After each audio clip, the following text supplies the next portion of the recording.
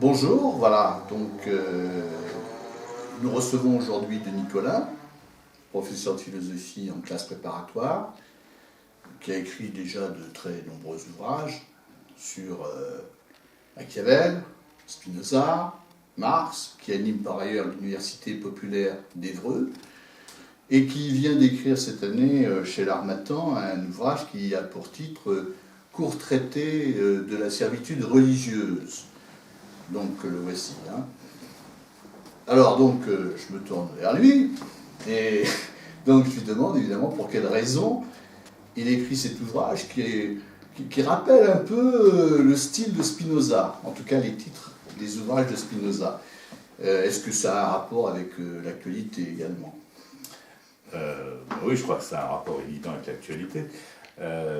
L'actualité politique, l'actualité polémique autour de la question religieuse, avec évidemment au centre à la fois les événements dramatiques qui se sont passés en France ces dernières années, et puis la question de l'islam, hein, puisqu'il faut appeler les choses par leur nom, et pas se cacher derrière son petit doigt.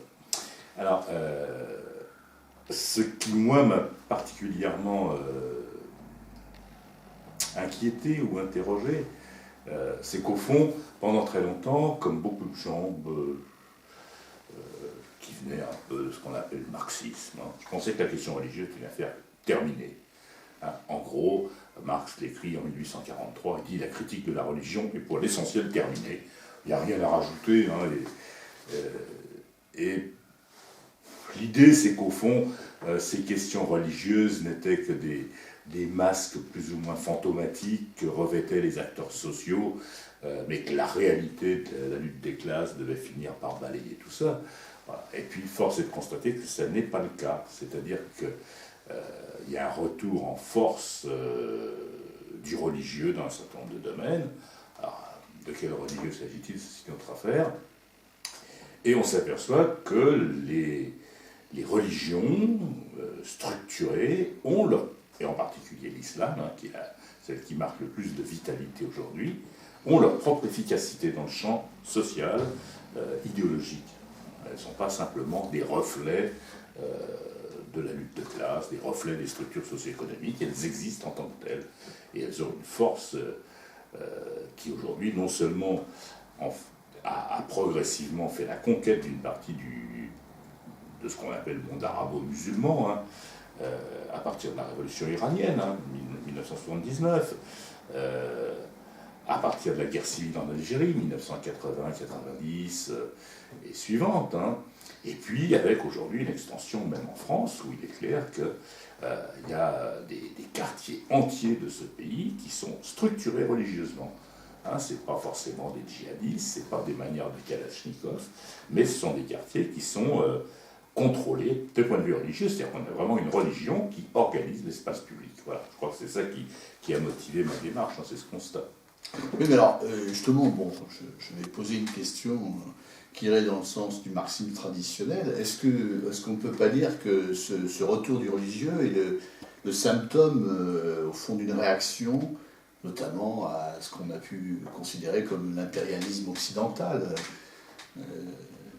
lors de ces 30-40 dernières années? Enfin, voilà, c'est ça qu'on pourrait peut-être objecter. Oui, ça c'est l'explication d'un certain nombre de commentateurs, on en a oublié le nom, qui dit on n'assiste pas à une radicalisation de l'islam, mais à une islamisation de la radicalité.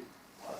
Et donc au fond, ce qu'on voit aujourd'hui sous l'aspect islamique, c'est la même chose que ce qu'étaient les brigades rouges dans les années 70 par exemple. Voilà. Bon. Alors ça c'est une thèse qui me semble ne pas marcher bien longtemps. D'abord, le point de départ de l'offensive islamiste n'est pas du tout le fait d'acteurs révolutionnaires, indépendantistes ou quoi que ce soit.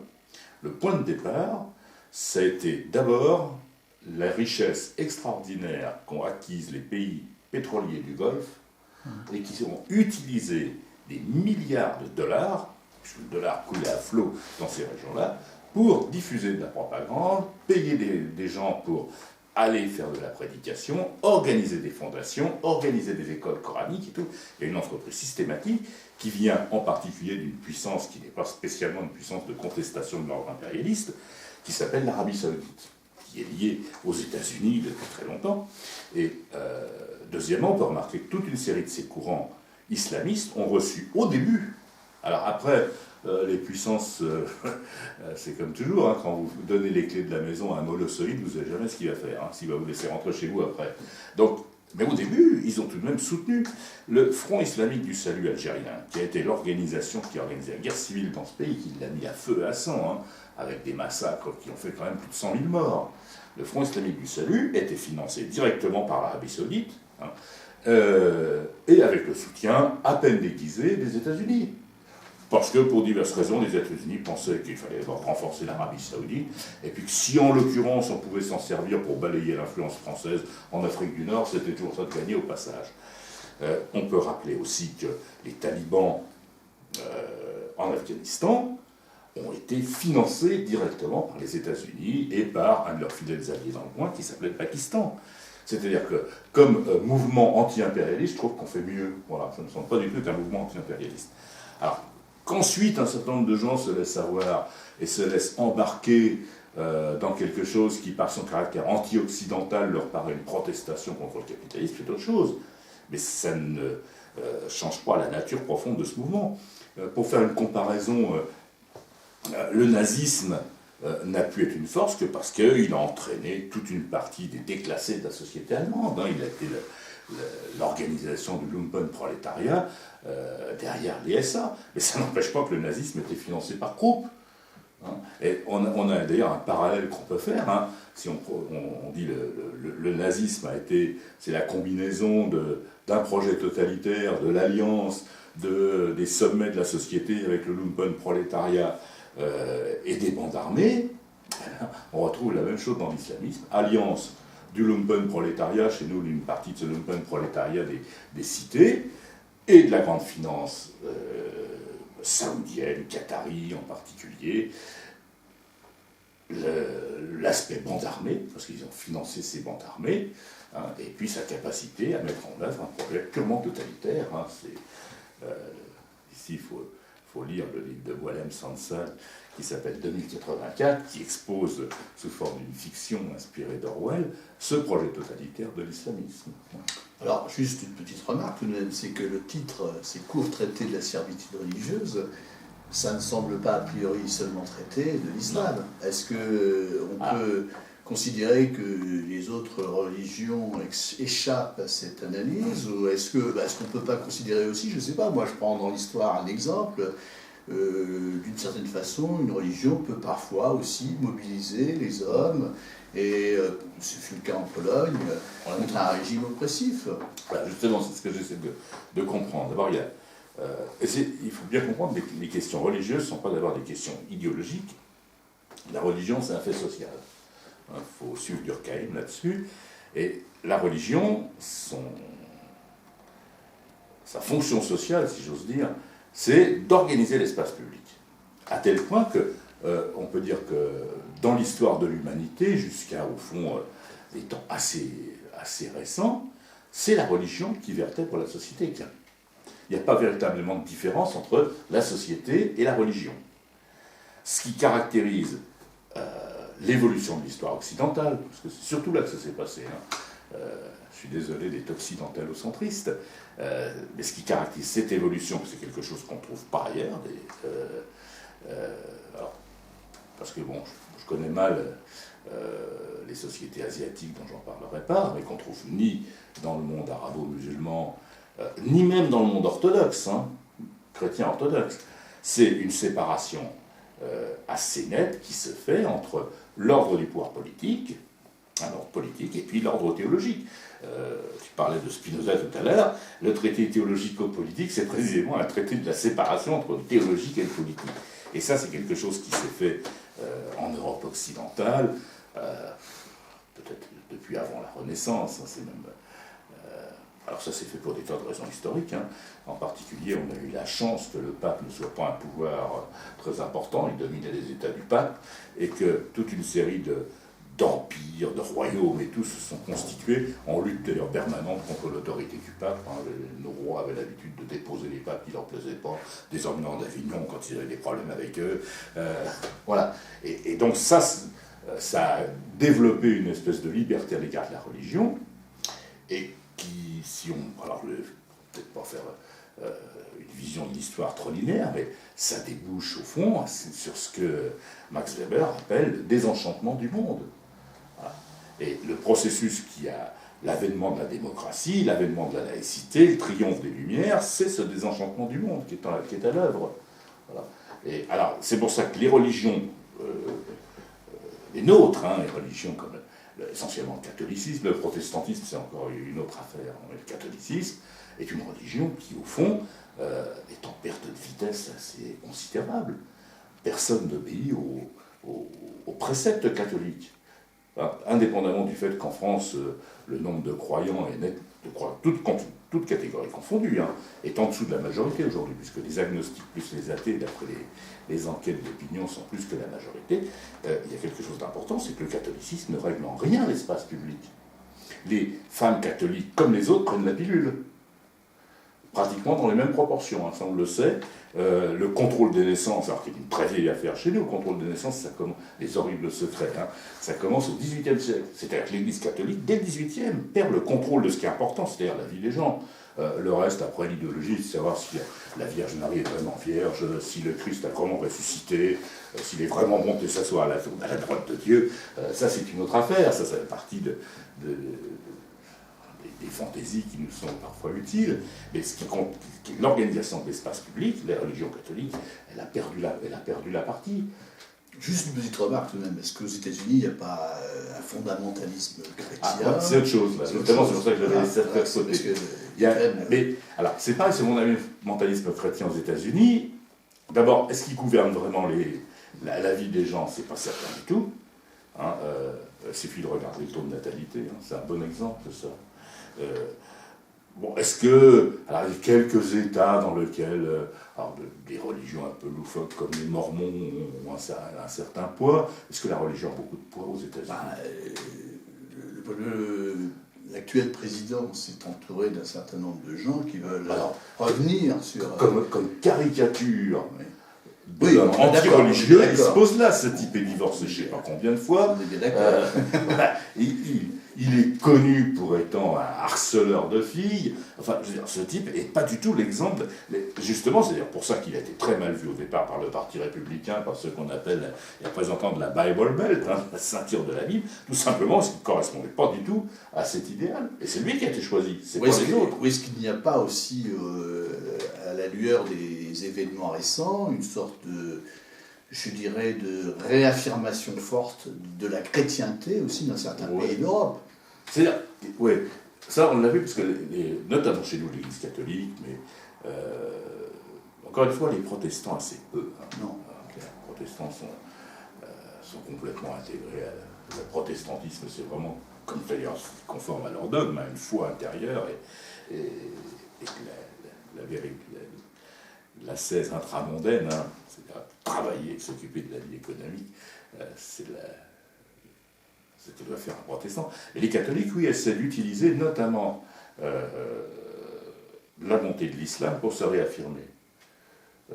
Ça, il y a toute une série d'alliances curieuses qui se construisent. Et puis, quand je crois que c'est pour l'enterrement du prêtre qui avait été assassiné dans le coin, l'archevêque de Rouen, Saint-Étienne du Rouvray, l'archevêque de Rouen met en cause la laïcité de la société, en disant que c'est parce qu'on est trop laïque qu'on finit par énerver les musulmans et qu'ils deviennent des meurtriers. Autrement dit, c'est nous les laïcs qui serions les causes de ça.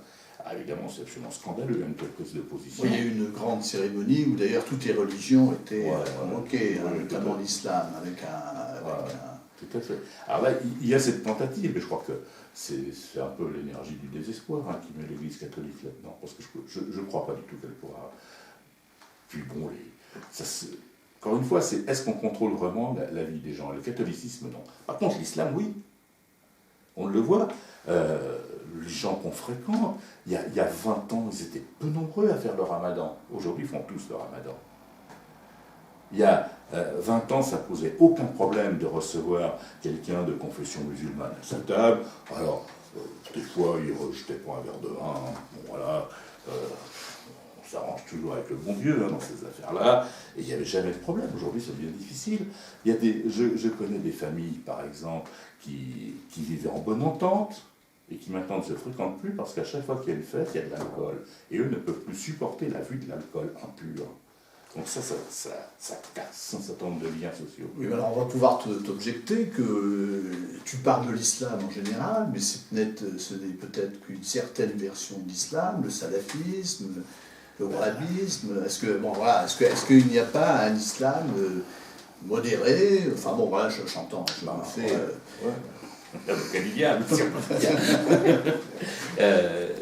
Je crois que malheureusement, il y a continuité. Les autorités de l'islam modéré, ne serait-ce que pour garder leur place d'autorité, ont besoin d'être sympathiques avec les frères musulmans,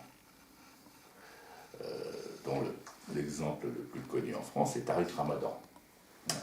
Les frères musulmans, eux, ont une stratégie politique de conquête de l'intérieur, c'est-à-dire apparaître modérés, c'est une stratégie qu'ils ont appelée la dissimulation, hein.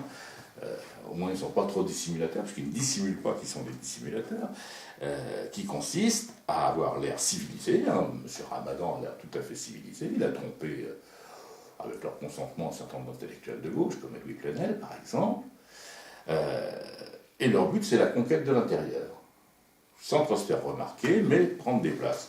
Et puis derrière les frères musulmans, arrivent les salafistes, qui eux ne sont pas des violents a priori. Hein. Salafisme et pour la sécession. Donc c'est eux qui organisent la sécession dans un certain nombre de quartiers où une femme ne peut plus rentrer dans un certain nombre de cafés. Maintenant c'est fini. On a des reportages là-dessus. Et puis derrière les salafistes, alors soit avec leur accord, soit comme produit, eh bien apparaissent les djihadistes. Hein. Mais il y a une espèce de continuité, c'est ça qui est le problème. Hein. Et pour l'instant, personne ne veut rompre le lien. Parce qu'il faudrait par exemple que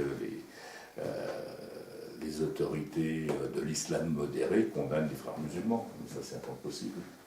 Oui, mais alors, donc, j'ai bien écouté ce que tu disais, mais bon, quelles sont les solutions? Enfin, je veux dire, bon, évidemment, d'abord, première chose, dans quelle mesure, ici, la philosophie contribue-t-elle, si tu as pensé cette nouvelle situation? Enfin, je veux dire, de quelle manière, effectivement, penses-tu qu'elle peut nous servir? Hein, première chose. Et deuxième chose, est-ce que, au fond, on pourrait conclure que l'islam étant irrécupérable, qu'est-ce qu'il faut faire à ce moment-là? Voilà, si j'ai bien entendu ton propos. Alors, à quoi nous sert la philosophie? D'abord, moi, ça m'a aidé à penser tout simplement ces questions. Hein. Je suis parti de l'héritage de notre bon Spinoza, hein, qui est quand même notre maître à tous dans ce domaine. La servitude religieuse, c'est quand même sa cible. Quand on lit aujourd'hui le traité théologico-politique, la préface est d'une violence extraordinaire. Hein. C'est une critique sans concession. Quand il dit qu'on reconnaît les croyants à leur tenue et pas à leur pratique, il met le doigt sur une question assez centrale. Et puis, quand il se prononce tout de même pour la séparation, en gros, des religions et d'État. Il dit la République n'a pas à s'occuper de la religion, il faut les laisser faire leur temple s'ils veulent, parce qu'il dit, si vous les persécutez, ils vont être encore pires, mais on n'a pas à les aider à construire leur temple. Et il doit y avoir une religion politique hein, pour Spinoza, c'est un bon maître. Et puis toute la tradition des Lumières, qui est quand même une tradition de l'esprit critique, hein, fondamentalement. C'est quand même extraordinaire qu'on est au XXIe siècle et qu'on diffuse par Internet, donc par les produits de la plus haute technologie et de la science, les sornettes que diffusent un certain nombre de groupes. Là, encore une fois, alors, aux États-Unis, il y a un certain nombre de chrétiens qui sont aussi dans le même genre de passe-temps. Mais par exemple, j'ai vu une chose absolument hilarante, hein, une fille avec sa tenue de rigueur pour expliquer que non, la Terre ne tourne pas, évidemment, et elle n'est pas ronde. C'est-à-dire, Et il y a je ne sais pas combien de milliers de vues, de dizaines de milliers de vues. Et ça, vous avez des élèves maintenant qui commencent à contester la rotondité de la Terre. C'est absolument extraordinaire qu'on en soit là. Donc je crois qu'il y a besoin de reprendre justement le travail de critique que fait la philosophie. Qu'est-ce qu'on peut dire, qu'est-ce qu'il est légitime de dire selon la raison, et qu'est-ce que c'est qu'une superstition, qu'est-ce que c'est que ces fantaisies absurdes. Je ferai tout de même remarquer que Spinoza ne réduit pas la religion à la superstition. Ah non, tout à fait. Et donc, est-ce qu'il y a une servitude religieuse à ce moment-là? Alors, le deuxième aspect, et là ça nous amène au-delà de Spinoza, c'est que signifie la laïcité, que signifie cette émancipation humaine qui a été le produit des grandes révolutions européennes du XVIIIe, XIXe siècle. Et comment justement on va poursuivre le mouvement du désenchantement. Alors, je pense que c'est la question essentielle. Moi, je n'ai aucune envie d'être réenchanté. Le désenchantement doit être poursuivi. Alors, il faut bien séparer deux choses. Je pense qu'il faut séparer foi et religion. Au fond, chacun d'entre nous a peut-être besoin, moi personnellement, j'en ai pas trop besoin, mais bon, je comprends qu'on puisse avoir besoin de rapport avec quelques transcendances, parce qu'au fond, nous avons tous à régler le problème de notre rapport avec la mort, ce qui n'est quand même pas une petite affaire. Bon. Et ça, la foi, elle s'enracine là-dedans. Nous pouvons aussi avoir besoin d'une morale qui serait fondée, encore une fois, sur une puissance transcendante. Moi, il me semble que la simple considération des affaires humaines suffit à fonder une morale humaine, mais après tout, je sais pas, moi j'ai rien contre la morale de l'évangile, au contraire. J'ai eu l'occasion d'expliquer à mes élèves qu'au fond, la sécurité sociale et aimez-vous les uns les autres, c'est la même chose. Un raccourci, mais voilà, qu'est-ce qui est le plus important? C'est notre rapport avec les autres, c'est le sens de la communauté, la solidarité. Bon, si on trouve ça dans le christianisme, ça va très bien. Pour moi, ça ne pose aucun problème. Et je pense qu'on a aussi besoin peut-être d'expliquer ces textes, un peu comme Spinoza le fait avec le texte de la Bible dans le traité théologique politique. Il prend le texte et il essaie de comprendre ce que ça veut dire, d'en dégager du sens. Je crois que ça, on doit le faire. Donc ça, c'est ce qui est de l'ordre de la foi. Le problème, c'est est-ce que la religion comme institution peut organiser l'espace public? Et là, la réponse est non, il faut refouler la religion dans l'espace public. Oui, mais on peut... Enfin, je pense à une autre référence, à John Locke. On définit la religion d'une toute autre manière que celle que tu envisages. C'est-à-dire qu'effectivement, comme une société d'hommes qui se réunissent volontairement et qui peuvent, d'ailleurs, parce qu'ils sont libres, toujours quitter la religion qu'ils ont adoptée. On peut très bien considérer qu'au fond, c'est une société, c'est une association volontaire d'hommes qui vouent un culte à Dieu ensemble, délibérément, sans se sentir nécessairement contraint par un appareil qui les chapeaute. C'est l'individu toujours qui décide en dernière instance à ce moment-là. Mais bon, s'ils veulent se réunir, moi je n'y vois aucune objection. La loi de 1905, par exemple, elle garantit l'exercice du culte et la liberté du culte. L'État ne s'occupe pas de ce qui se passe dans les communautés religieuses. C'est quand même une chose importante. C'est une loi de liberté, la loi de liberté religieuse, la loi de 1905. Alors qu'auparavant, avec le Concordat, c'est l'État qui surveillait la nomination des évêques. Les associations religieuses s'organisent comme elles veulent, exactement comme les associations de pêcheurs à la ligne. C'est tout à fait. Donc ça, moi, ça pose pas de problème. La question, c'est est-ce que les religions peuvent imposer des lois dans l'espace public? Et la question, elle est là. Est-ce que les religions, par exemple, vont imposer et vont que nous tolérions à l'école des filles entièrement voilées, dont nous ne verrions plus les yeux et qui traversent ce petit masque, comme ça se fait dans un certain nombre d'universités, dans d'autres pays que le nôtre, puisque dans le nôtre, le masque intégral a été officiellement interdit. Bon. Mais le voile, par exemple, qui est interdit au lycée, n'est pas interdit à l'université.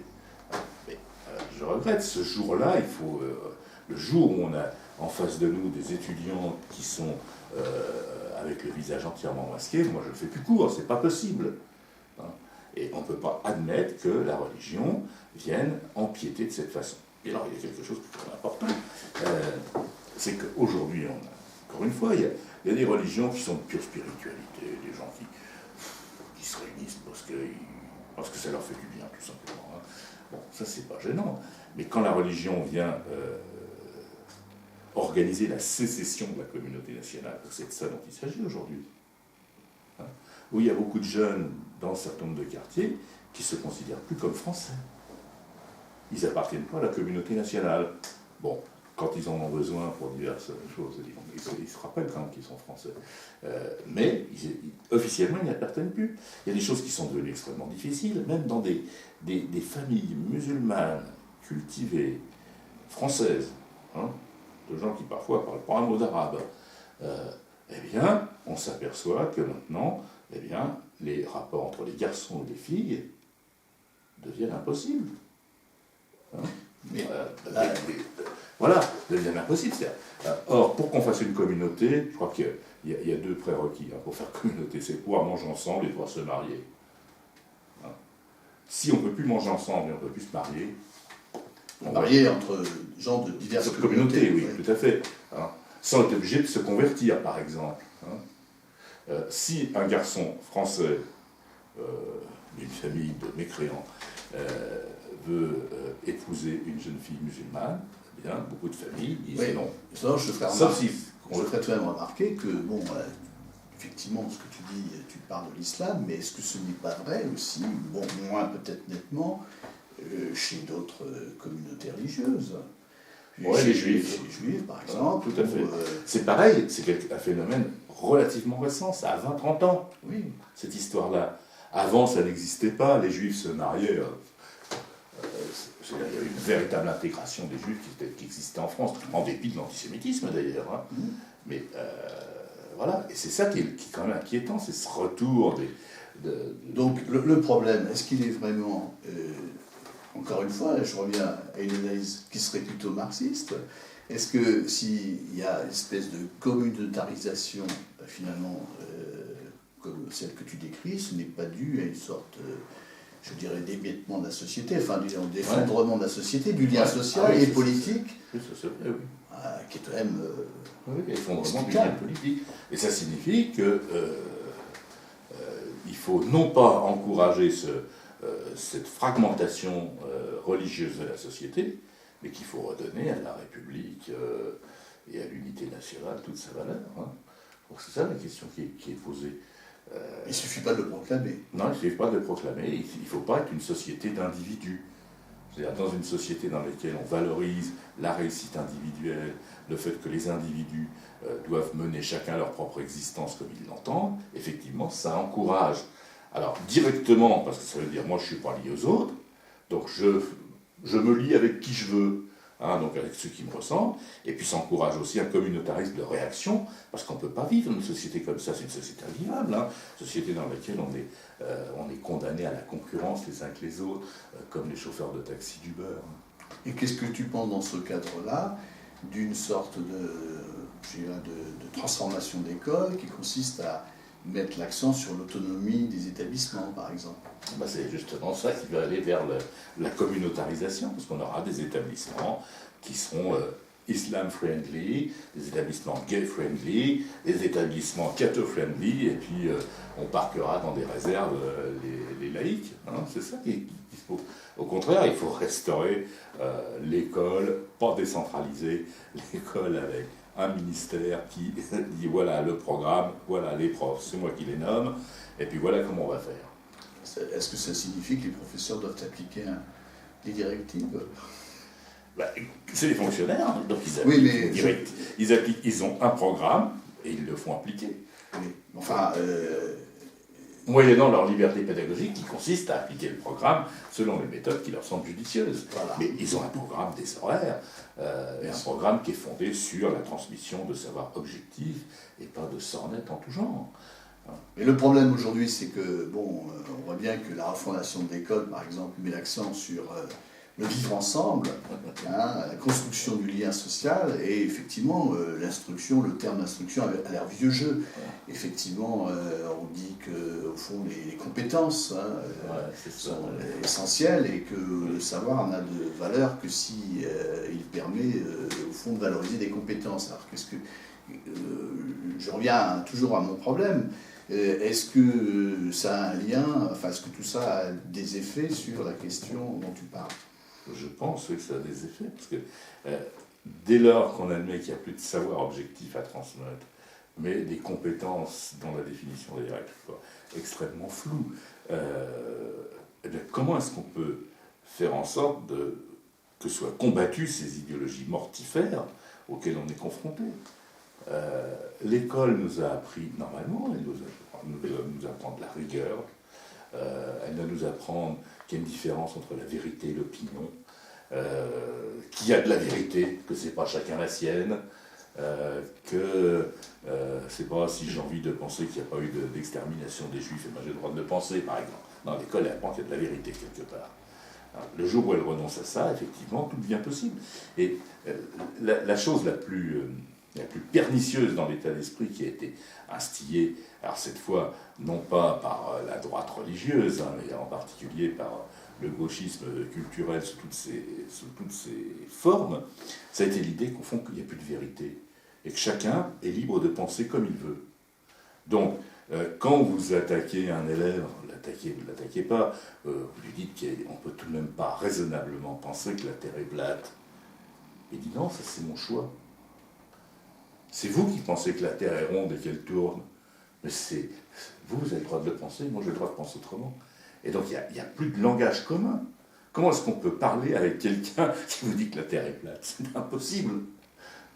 Et c'est ça qui est extrêmement dangereux, qui a été entretenu depuis des années, en particulier quand on dit à l'école maintenant, il faut être bienveillant, c'est la parole des enfants qui compte, puisque les professeurs ne sont plus là pour professer, c'est-à-dire pour parler devant.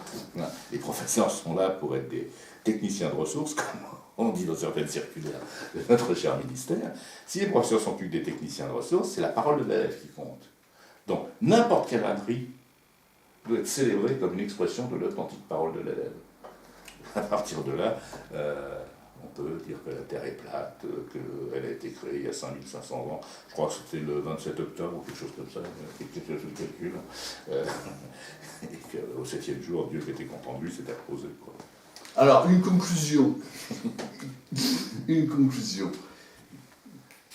Comment se battre, enfin, comment combattre cette servitude religieuse? Premièrement, cessez d'avoir peur.